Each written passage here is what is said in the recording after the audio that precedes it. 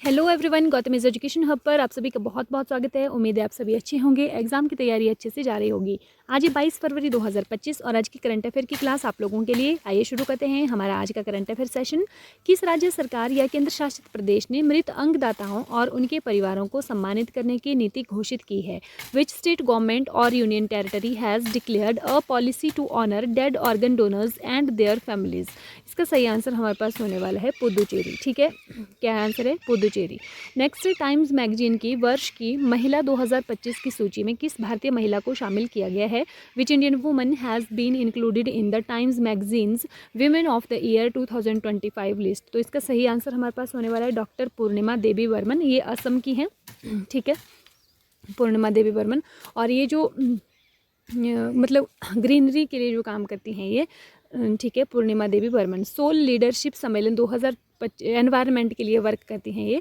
Soul leadership सम्मेलन 2025 के पहले संस्करण का उद्घाटन किसने किया? Who inaugurated the first edition of SOUL leadership conference 2025? तो इसका सही आंसर हमारे पास होने वाला है नरेंद्र मोदी।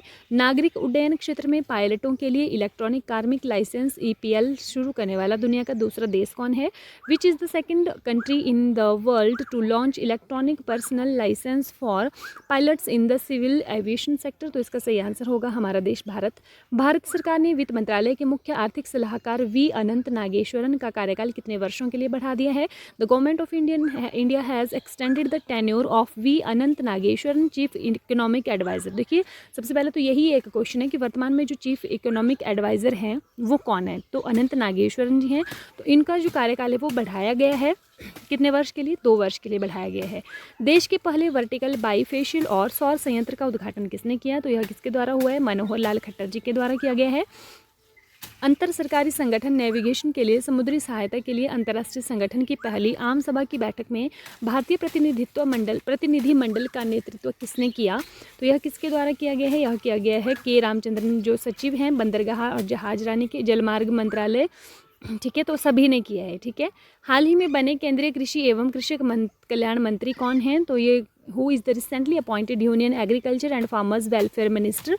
तो कौन है? ये शिवराज सिंह चौहान। हाल ही में की गई सर्वे में विश्व में लिथियम के सबसे बड़े ज्ञात संसाधन किस देश में है?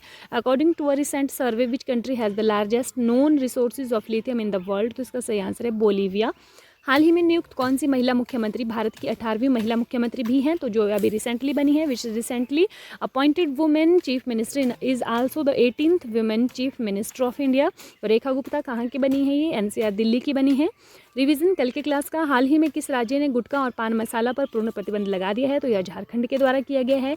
किस IAS को झारखंड का मुख्य सचिव नियुक्त किया गया है? तो यह किया गया है अलका तिवारी को। हाल ही में किस राज्यपाल की विधानसभा भारत की पहली विधानसभा होगी जो अनुवादक की सुविधा से लैस होगी? तो ये UP की होने वाली है। GEM को पूर्ण रूप से लागू करने वाला पहला राज्य कौन है? गवर्नमेंट मार्केट प्लेस इसको करने वाला है उत्तर प्रदेश। हाल ही में किसने व्यवसाय के लिए AI संचालित प्लेटफॉर्म नगेट लॉन्च किया? तो यह किया गया है जोमेटो के द्वारा। भारत की पहली ओपन एयर आर्ट वॉल संग्रहालय का उद्घाटन किया गया है कहाँ पर? यह हुआ है नई दिल्ली में। देश का पहला वर्टिकल बाईफेशियल और संयंत्र भारत के किस शहर में स्थापित किया गया है? तो यह किया गया है दिल्ली में। और इसके उद्घाटन किसने किया है? मनोहर लाल खट्टर जी ने किया है। अंतर सरकारी संगठन नेविगेशन के लिए समुद्री सहायता के लिए अंतरराष्ट्रीय संगठन की पहली आम सभा की बैठक कहाँ आयोजित की गई थी? तो यह की गई थी सिंगापुर में। भारत सरकार ने प्रधानमंत्री अन्नदाता आय संरक्षण अभियान योजना को कब तक बढ़ा दिया है?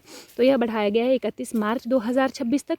फरवरी 2025 में भारत ने किस देश के साथ लिथियम खनिजों के खनन और अन्वेषण के लिए एक समझौता ज्ञापन पर हस्ताक्षर किए हैं?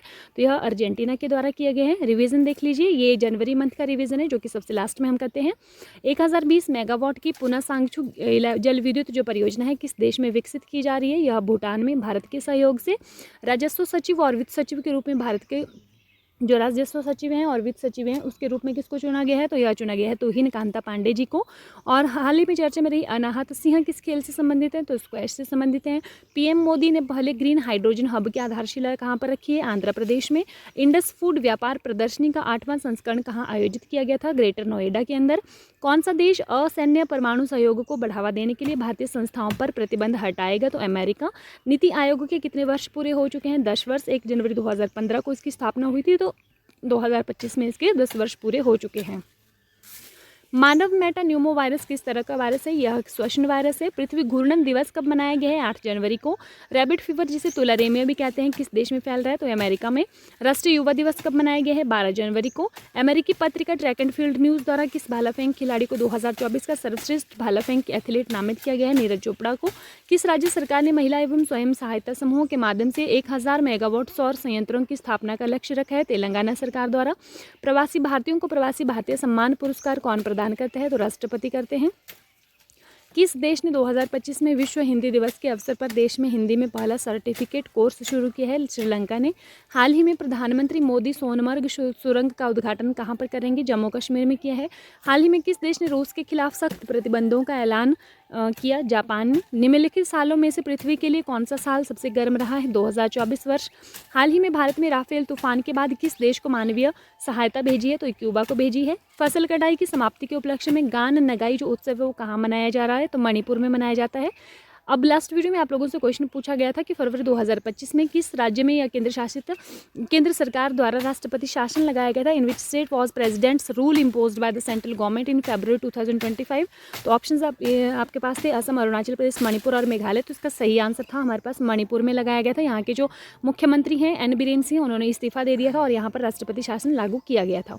आज की वीडियो का क्वेश्चन आप लोगों के लिए, हाल ही में गूगल ने अपना सबसे बड़ा ऑफिस कैंपस अनंत कहाँ पर खोला है? Where has Google recently opened its largest office campus Anant कहाँ पर खोला है? तो यह ऑप्शंस आपके पास है मुंबई, बेंगलुरु, नई दिल्ली या फिर इनमें से कोई नहीं। आप लोग कमेंट करके बताएंगे कि सही आंसर इसका क्या होने वाला है। और आज की जो क्लास है यहीं पर समाप्त होती है। क्लास में अंत तक जुड़े रहने के लिए आप लोगों का बहुत बहुत धन्यवाद। Thank you and have a nice day. खुश रहिए, अपना ख्याल रखिए, अपनी तैयारी को डे बाय डे मजबूत रखिए। मिलते हैं कल की क्लास में, तब तक के लिए बाय बाय।